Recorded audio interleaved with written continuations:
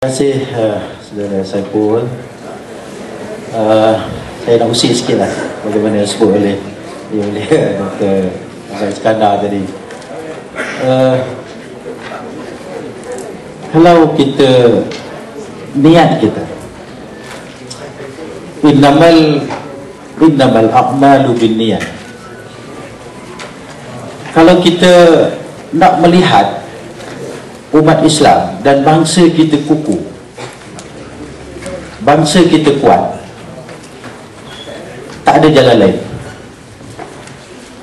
Tak ada jalan lain. Adalah penyatuan dan perpaduan. Dan kita kena ingat sinonimnya di dalam negara kita kemajemukan masyarakat. Walaupun yang mulia Dr. Iskandar sebut tadi UMNO yang banyak berpecah, pada saya itu bukan polemiknya. Kalau malam ini kita membincangkan bagaimana perpaduan itu perlu dikekalkan untuk mengajak sesiapa saja dalam konsep rasionalnya demi agama, bangsa dan negara. Ya, perbezaan pendapat itu boleh saja, akan tetapi dia tidak pula menjadi suatu halangan yang besar untuk kita mewujudkan perpaduan. Cabaran-cabaran kita hari ini cukup banyak, bukannya sedikit. Contoh, kalau kita lihat ke Gaza 70 tahun, 80 tahun yang lalu, tidak pernah terfikir mereka diperlakukan sedemikian rupa seumpama hari ini. Tidak pernah terfikir. Tetapi jika sekiranya perpaduan itu ada, Hamasnya, Fatahnya, Hizbullahnya dapat bersatu padu, saya cukup yakin kekuatan itu akan ada. Kita balik pula ke negara kita, dan kita takut sebab kita ada bangsa-bangsa lain yang ada di dalam negara ini. Dan kita takut halangan dan rintangan inilah yang sebenarnya yang menimbulkan rasa gusar, takut dan sebagainya. Apa salahnya Yang Berbahagia Tan Sri Harusani mengajak untuk berpadu seluruh bangsa Melayu, umat Islam, ataupun sesiapa saja boleh untuk mengajak untuk berpadu. Saya boleh, moderator boleh, yang mulia Dr. Ahmad Iskandar boleh, tuan-tuan dan puan-puan boleh. Sebab kita melihat cabaran ini, sebab kita melihat kehadapan ancaman-ancaman ini yang boleh menyebabkan bangsa kita, agama kita, tanah air kita jangan jadi menang sorak kampung tergadai. Angan-angan mat jenin dan pelbagai pepatah petitih bangsa Melayu kita yang telah jelas ada. Itu sebab hari ini dengan niat yang ikhlas untuk kita mengajak berpadu. Itu saya katakan tadi, keikhlasan kita. Mana mungkin untuk kita melihat bangsa kita, agama kita boleh dicemooh oleh orang secara silis, secara kepelbagaian yang ada, tak mampu. Pada saya tidak boleh menerima hakikat itu. Dan inilah sebenarnya bentuk-bentuk cabaran.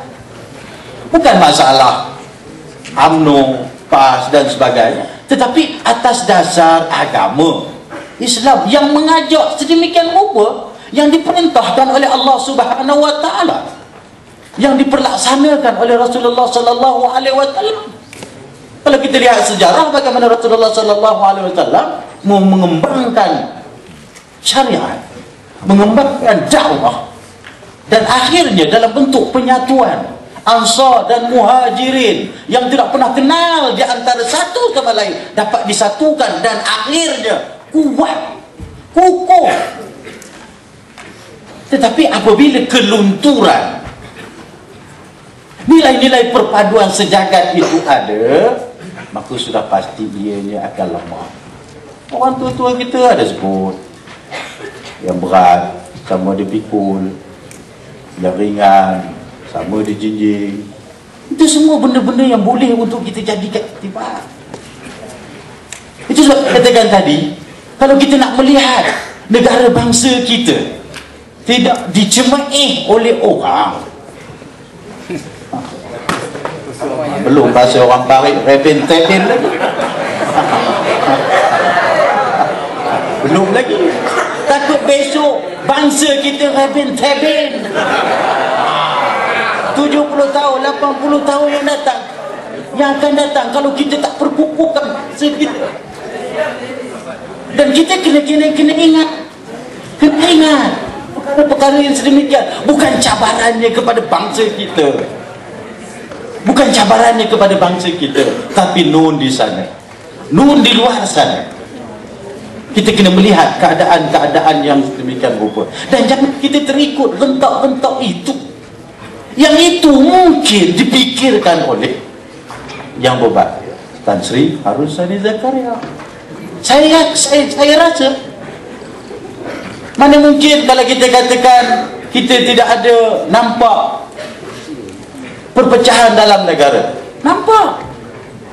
Kalau tidak adanya, kalau perpaduan tidak ada, semangatnya tidak ada, tak mungkin tuan-tuan dan puan-puan kita mencemeh sesama kita, kita memfitnah sesama kita, kita mengata sesama kita, habis dalam muka.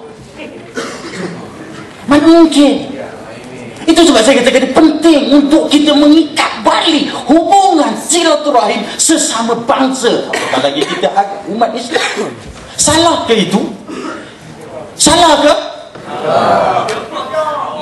Kalau dia ni tidak salah, ayo semua sekali bangsa Melayu, umat Islam di dalam negara kita bersatu. Tak kira lah, tak ada apa masalah dengan PAS, kita tak ada apa masalah. Sambut dengan baik, demi kebaikan. Kalau kita nak melihat umat Islam kuat, kukuh, khairun nas anfa'uhum minan nas, sebaik-baik manusia yang dapat memberi manfaat kepada manusia dengan kekukuhan kita. Kalau kita tak baik, tuan-tuan dan puan, mana mungkin kita boleh menghantar misi bantuan ke Gaza dan sebagainya. Mana mungkin kita nak bangunkan masyarakat dalam negara kita. Itu sebab saya katakan tadi, kita ada paksinya, kita ada ruku-rukunya.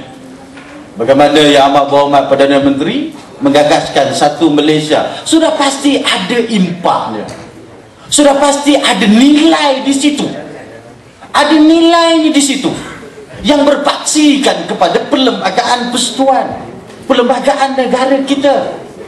Bukanlah saya katakan tadi kita menidakkan dari segi apa yang disebut oleh Dr. Ahmad Iskandar dari segi bangsa, tetapi yang paling penting untuk kita melihat keadaannya Islam Melayu Islam di dalam negara kita ini.